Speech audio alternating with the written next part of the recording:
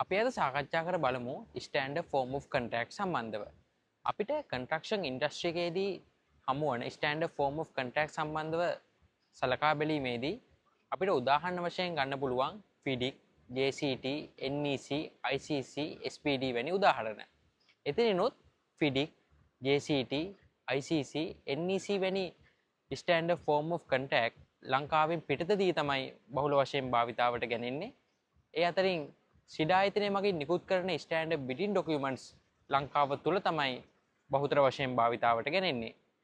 ඒ අතරින් එතකොට SPD1, SPD2, SPD3, SPD4 අපි සැලකීමේදී SPD1 මිලියන 10ත් මිලියන 100ත් අතර කොන්ත්‍රාත් සඳහා, SPD2 මිලියන 100ට වැඩි කොන්ත්‍රාත් සඳහා, ඒ කියන්නේ මේජර් කොන්ට්‍රැක්ට් සඳහා, SPD3 මිලියන 10 දක්වා කොන්ත්‍රාත් සඳහා, ඒ කියන්නේ මයිනර් කොන්ට්‍රැක්ට් සඳහා, SPD4 ඩිසයින් ඇන්ඩ් බිල්ඩ් කොන්ත්‍රාත් සඳහා, ඒ කියන්නේ ඉදිකිරීම හා සැලසුම් කිරීම යන දෙකොටසටම අදාළ වන කොන්ත්‍රාත් සඳහා.